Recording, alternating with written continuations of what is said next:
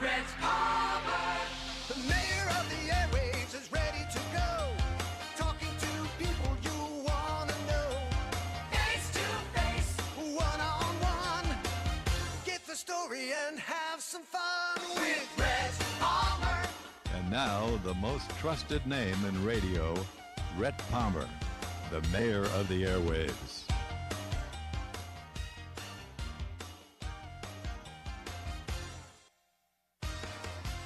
Let the show begin. We have two future Broadway stars who have come to Vero Beach, Florida to star in Stephen Dietz's, is that his name?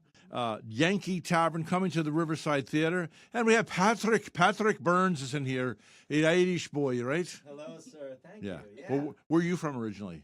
I am from Pennsylvania. Pennsylvania, Dodge. Outside of Philly. Yeah? Yeah. Okay, well, welcome here. Thank you. Is it your first time in Vero? Yes, it is. Oh, Mike's. Mike's?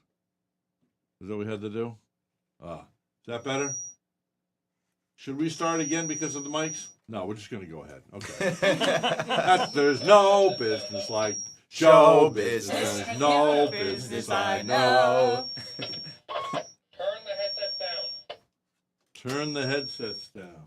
Boy, we're having a lot of problems here today, ladies and gentlemen. Oh, well, isn't that the fun of live theater? Yeah.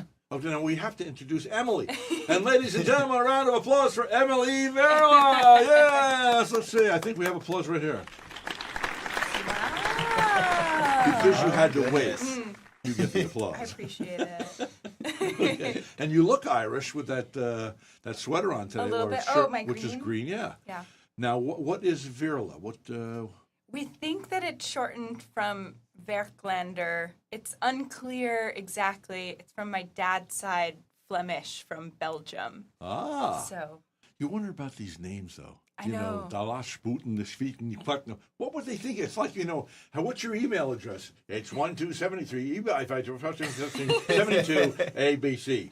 And you go, couldn't you pick something simpler, you know what I mean? Like riversidetheatre.com, right? Sure. And you want to get your tickets to see Yanky Tavern.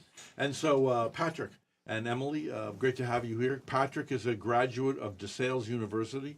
He's had the privilege of working with River Union Stage in Pennsylvania Shakespeare Theater. Wow, you're a Shakespearean actor, huh? I do. I dabble in Shakespeare. So you must be my intellectual superior. Oh no, I assure you. Do you get the Shakespeare thing? I mean, it's like, Sure. back in the No, day. it is something that you need to learn to really appreciate, because it's not something that we don't normally talk that way, and I don't believe that our schools teach Shakespeare enough to really create an appreciation in the younger people to the depth and the creativity that William Shakespeare had with regards to telling his stories. Yeah, at least take Hamlet or take something and say, we're going to go through this so you at least have experienced this one thing. Yeah. Don't die underprivileged. Yeah, it's one of those things where once you see a good production and you see it on a stage and with real people talking, you come to appreciate the English language. What he did with the language is legendary. I do think there is a thought, though, that people are like, this is inaccessible to me. I'm like, I don't know enough about it to go to Shakespeare. But if you go, in the first 10 minutes, I do think you can feel like that you're like, I don't know. But if you just Let relax yourself emotionally and start, get in with it. Yeah. It's kind of like an opera. And your ear gets used to it faster than you would think. And you start to just go, oh, I really do understand all of it. And in his day, Shakespeare was not the intellectual playwright. He was like the down and dirty one. So if you really Kind of listen, like Bob Dylan is. He's a street guy. Yeah. An intellectual street guy, but street guy. But yeah, Exactly. connected with the common people. Yeah. So all the stories are accessible to all of us. Even today, they touch on themes of things that we all experience. And they make the same sort of inappropriate jokes that we Oh, make. yes. If Oh, you really yes. listen, Well, great to have you both in. Now, let me see you. So now, Emily Verla, first time in Florida. Welcome to Florida. Thank you. Yeah. We'll have to. We don't give out lays like they do in Hawaii, but we can put some coconuts around your neck or something. You know, I would be proud. I'd be proud. Coconut woman, and coconut man. Anyway, first time in Florida. Favorite credits include The Wolves, okay, and Crimes of the Heart, Bar Dykes. Let's see, As You Like It, Classical Theater in New York. And so you spend both of you probably spend a lot of time in New York, right? You've done radio comedy. Yeah. Is that most recently with podcasting and stuff? Or I did. It was a couple of years ago, but it was like a serialized radio comedy show, and it was cool. really fun. It Well, was your really generation great. has sort of brought all that stuff back. I thought it was going to come one day, you know, that had gone by in the 50s and the 60s. Yeah. And now bringing back the arts, you know, by podcast, Yeah. which really stimulates the imagination, you know, because to see an elephant walk in the room is one thing, but to say, oh, here comes this big 10,000-pound elephant and, you know, walking, you know, it's the theater of the mind and all that stuff, the Yeah, imagination. it's all coming back in different forms. Yeah, Absolutely. it's really wild. So, is this your first time in Florida? When I was really little, I came down here to That go to doesn't count. Disney. But Nah, yeah, that yeah. doesn't- nah, This is that- the first time as like, you know, an adult. Yeah, as an adult. Are you an adult? I don't know. Sometimes I just turned 70, and sometimes they'll call me No sir. way. Yeah, they call me sir, and I go, they don't know, and I'm still a 19-year-old inside here. Up here. They don't it's- know, but I'll let them fake it. What the heck, you know? Sir feels good, you know? But anyway, so, well, welcome to the show. Tell us, what's Yanky Tavern about? All right, so it's my turn. All right. So, Yanky Tavern, first and foremost, is a thriller. It takes place in this New York bar, which is very, very old. And at the top of the show, you see that my character, Adam, and my fiance, Janet, are kind of running the bar after my father has kind of passed it down to me after his untimely passing. And into the bar comes Ray, played by Steve Brady, our famous Steve Brady. And Ray is this best friend of my father who has kind of become a parent to Adam. And after 9/11, the show is set in 2006. After 9/11, Ray's character kind of fell out a little bit. And Wow. he It's starts... so current. I can't wait to see it. Yeah, he really starts to kind of go down this rabbit hole of conspiracy theories and everything and Lot of that going on. questioning that. Exactly. And so, Sometimes I believe them until they say, and Michael Jackson's going to come back alive and be president. Oh, God, okay. exactly. Go ahead. No, exactly. And so this is the thing with Yanky Tavern. So we have Ray coming around and he's part of the family and all that, but we hear all these theories throughout the show. Uh-huh. And everything kind of comes to a head when you have this mysterious stranger walk into the bar who happens to know a little bit more than he should about the attacks on 9/11 and things that we've been told, or maybe things we hear afterwards. Were you guys even alive then? I was very, very young. Yeah. Yes, I was alive. I remember Just them. alive, yeah. Okay. Yeah, but it's a very edge of your seat kind of thriller where you don't know where it's going. Every You're gonna time. be, this isn't, oh, go ahead, I'm sorry. Every time you think you know what's going on, some new piece of information will happen, and it makes you kind of flip to the other side of knowing where everyone is and who's telling the truth and who knows what and who's Yeah. keeping secrets. And you're in the real- theater where there more intimacy, Yes, right? correct. And, you know, they sell those out. I mean, Yeah. there were a lot of disappointed people. The last show I couldn't get in there, so you're going to have a big audience there. One thing afterwards that last show did is they took questions from the audience afterwards. Do you think you'll do the same thing? I believe we're going to do that. And Yeah. I'm really excited for the talkbacks for this Yes. one, especially just because it is still, like, this was a hot button issue in 2006. I feel like we're still talking about conspiratorial thought in Yeah, general. yeah. And not to discount conspiratorial thought. No. Like, a lot of the time, those end up being, there is a secret behind the My scenes wife way is trying things to are be right working. about some things, you know. Right. The wives tend to do that sometimes. And so so I'm really fascinated to see how the audience follows the story and how things go. Because everyone has their own perspective, but everyone also has a different experience, life experience. Everyone knows a different thing. So, yeah, when we get everyone into this theater and we present them with what Dietz has put together, it's going to make everyone question things a little differently. Even if you don't come out of it thinking, this was a conspiracy, the idea is like, it makes you think. It's an art. Yeah. It's an art. It's living art, and that's what it does. It gives a focus on what maybe you wouldn't focus in on. And I think also with guys like you, like I'll see you in here, and then when I go and I sit in the theater, I'll go, those aren't the two people that I met.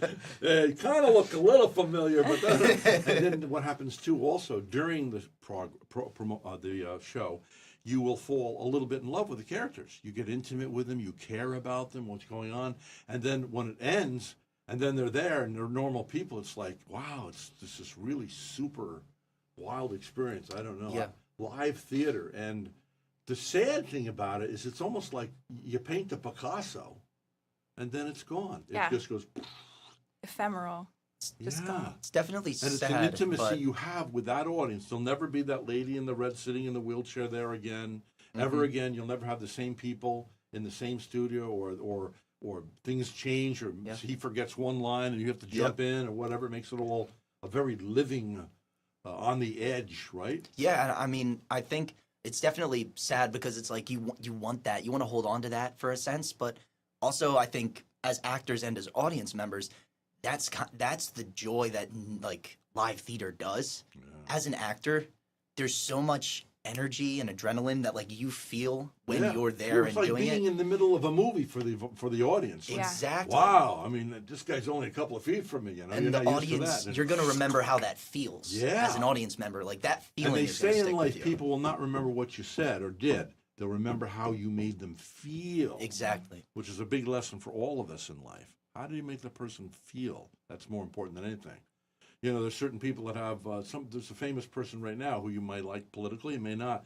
But if he would just stop with the mouth thing and just show his kind side, because people don't care how much you know, in my opinion. People don't care how much you know till they know how much you care. You know, and then and if you think somebody doesn't care, it can also block off. Well, I might like him intellectually, but I'm not voting for the guy until he cleans up his mouth. You know. Anyway, we don't want to get political, but I'm not looking to get political. But you know what? Everybody knows what I'm talking about. Anyway, so how did you get your start? I'll ask you first, and this is, of course, Patrick Burns. What gave you a desire to get into showbiz? Father, mother, on your own, in school, or? So my mother is a lawyer, and my father is that's showbiz. just retired from the FBI. And Really? so there was nothing really drawing me in except for my first show. It was like one of your 8th grade shows, and it was, I just did it for fun. And then I went to high school and I went to an all boys school, and one of my friend's older brothers got me into choir and the shows. And it was the first time that, I didn't see it as something like, I was a 4-sport athlete and I did all that. And then this was the first time that one of my friends said, no, think about what this does. This opens you up as a person. This really allows you to connect with people. And the more I do it and the more I experience that, the more I think that it's the connection you were looking for. It's Bob Dylan said. He said the whole reason for the songs is it's a way to connect. Yeah, we're all looking for a relationship, right? It's the best thing we could have. Now, as without people. that beard though, and that hair, he has a very young-looking face. I mean, with makeup and stuff, he could play a kid in a movie, right? Yeah. Have you been asked to do that? I bet you have. I've been asked to play some young kids. Yeah. Yeah. I mean, because they're not going to know how tall you are with the camera, Now, Emily, I want to ask you this, Emily Verla. Yeah. How long have you been in show business, and what gave you the desire as a youngster? I did my first show when I was 5. I played a sheep one of Joseph's flock in the amazing Technicolor Dreamcoat. How were you? Yeah. Good or bad? That was a real groaner, Patrick. They always go on with the good ones. The official story that my mom always tells is that I would turn every raised surface into a stage, and so she wanted to put me into an outlet for that. But I think realistically, if you ever meet my parents, and I hope everyone does because they're really wonderful, but my parents are such good storytellers, and every story that they tell, and they've been married forever. Not really. They've been married for 35 years, and That's we're almost together forever. before that, Yeah. right? And the way that they tell stories, they're like bouncing off of each other, and it feels like Theater. it feels like theater. And kind of, I think that I got the bug from seeing just like how joyful what that I was never and heard how they anybody brought say that people before. together. That's really cool. Yeah. Yeah, because it's all about the story. It's all about the story, I and tell it, people, don't come in here and talk around an issue.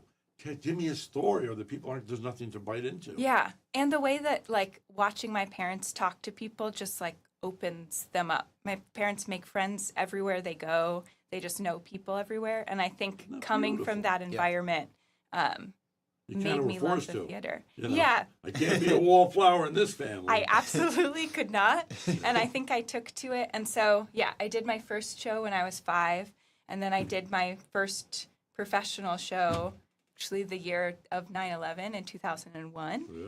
I had a bowl cut as a child. My mother called it the Dorothy bowl Hamill. cut? This Yes. thing? Yeah. Yeah, I know you can picture it. It looks so good, right? It was a tilted bowl cut, and my mom would say, "It's not a bowl cut. It's a Dorothy Hamill haircut." Ah, The Dorothy, figure skater. Yeah. But I played a lot of little boy parts because they don't worry about your voice changing if they hire you.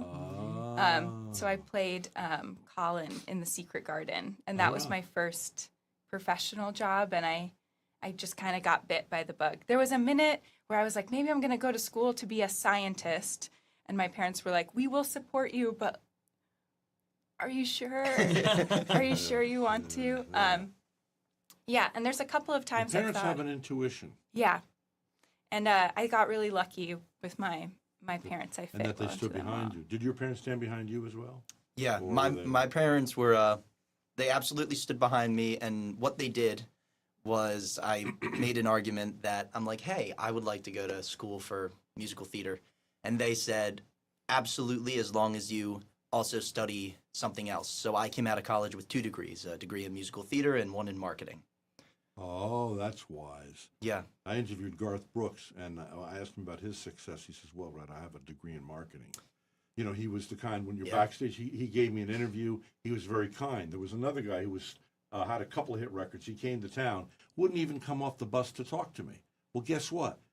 I can't even remember his name now, because if you're not friendly with the press, you know, the whole thing is he knew, and Garth was so respectable and stuff. And so that's important, knowing the marketing. 'Cause it's all Absolutely. about marketing no matter what you're doing, right? and I mean, it was right during COVID, Good for too. you. Everything shut down, and I had another degree that I could be, if I needed to, I could fall back on. Now, how about you? Do you have a degree?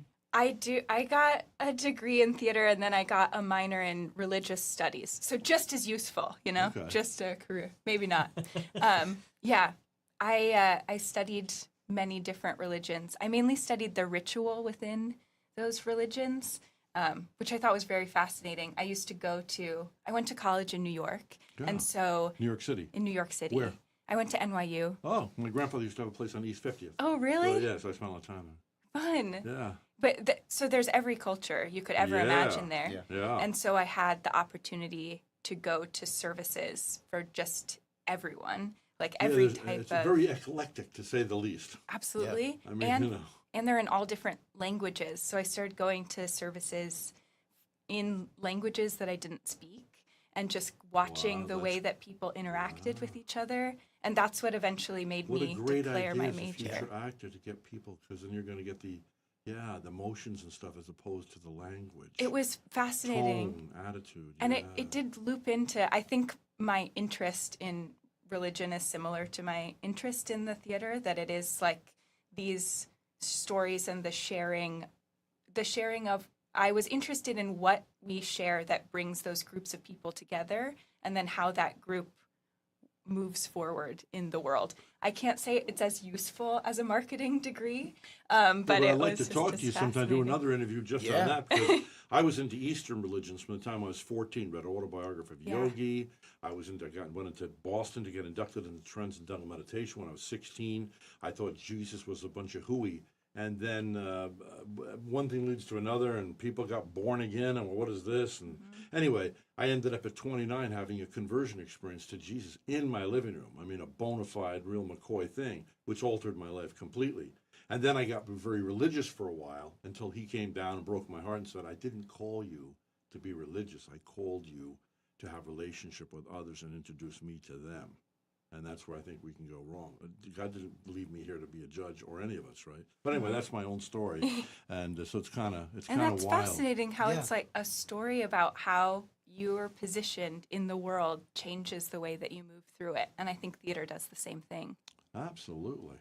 So, Well spoken. is there any? Now, I would like to ask before you guys leave today. Now, by the way, the title of the show is Yanky Tavern. It takes place in a tavern in New York City, and that already has its appeal. What's that movie that came out a couple of years ago? And the guy, his like uncle owns the tavern, and who's the guy played in Good Will Hunting? Was it that guy? Matt Damon? Yeah. Does he play the bartender, or Matt Damon's friend? Ben Affleck. Ben Affleck? I think he plays the bartender. I trying mean, he to owns the remember. bar, and it's something like that. But anyway, it's very Yeah. fascinating because that's almost, in a way, religious in this way. This sounds crazy. But in a way, the bartender is kind of like a pastor. Yeah. Yeah. Oh, boy, I don't know what to do about my wife. Give me another shot, Yeah. Al. You know, It's his what do I space, do yeah. about this? Yeah. You know? The confessions that you would get as a bartender. Yeah. Better And- today than being a pope. Probably true. Get more truth from it. Have more influence, maybe. And then, like, the people coming in, and that you'll see in the show. Ray, this character that Patrick was talking about before, who's a regular, comes in and espouses these theories, is kind of like evangelizing to the Almost bar. like a pastor or a prophet. Absolutely. In the way he speaks Cool. in his mind. And so, yeah, I mean, it being set in a tavern is just perfect. And I like the idea of being exposed to new thought because, you know, if you take the proverbial spring and you stretch it out, it never quite goes back all the way. And some people most people want you just to agree with them. They want to convert you to agree with them instead of going, hey, I want to hear controversial. I want you to contest me. And then if I'm standing behind the podium, this is my belief, if you can knock me out of the position, then I deserve to be knocked out and I should rethink it. If you can't, then it makes my position even that much more stronger. So we shouldn't be afraid of opposing views, right? Exactly. I agree completely. It sounds like you guys are having a lot of fun with the message that's behind the scenes of this. Who wrote this? Stephen Stephen- Dietz. Stephen and who Dietz. is he? And some young guy? He's a extremely prolific playwright. He's written over 50 plays, Wow. and he's fast. I knew him kind of not as a person, but I knew his work tangentially. Is he still alive or no? He's still alive. Oh, good. He's originally from the Seattle area. He gets produced all over regionally. He's one of the most produced playwrights, but he's never been produced in New York City. So I feel like he Oh, kind cool. of ends up being like Yeah. the people's playwright, you know? Why don't you in the send him a same- telegram and say maybe he'll come here? Exactly. I know he knows about the show. I know our director has talked to him, and he has a reputation for showing up at his productions. No. So there's a chance he would He show comes, up. just say, hey, there's a guy in town here. He really wants to meet you. I'd love to meet him.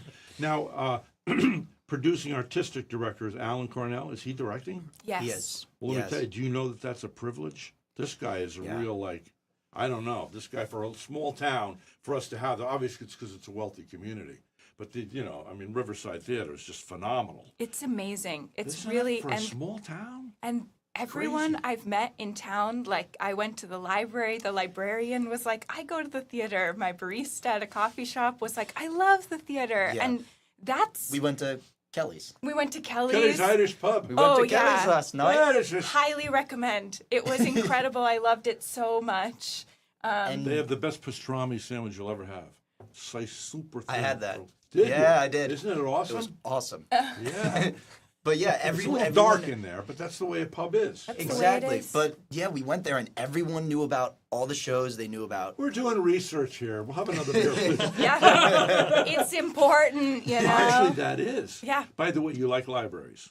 I love the library. I love libraries. I got a library card. You can get a library Yes. card here for 3 months as a non-resident, and Isn't that was great? incredible. I go to bookstores. Matter of Yeah. fact, tonight I'm meeting somebody in show business down at a book. I'll do interviews down there, like on weekends, and I'll go down to like the Barnes and Noble in Yeah. Jensen Beach, the Barnes and Noble in Melbourne, the Barnes and Noble in Palm Beach Gardens, but also the really good library, though, the new library, is the Brackett Library. It's Okay. a little bit more of a drive out 60. Okay. But it's out there behind Chick-fil-A. There's a road.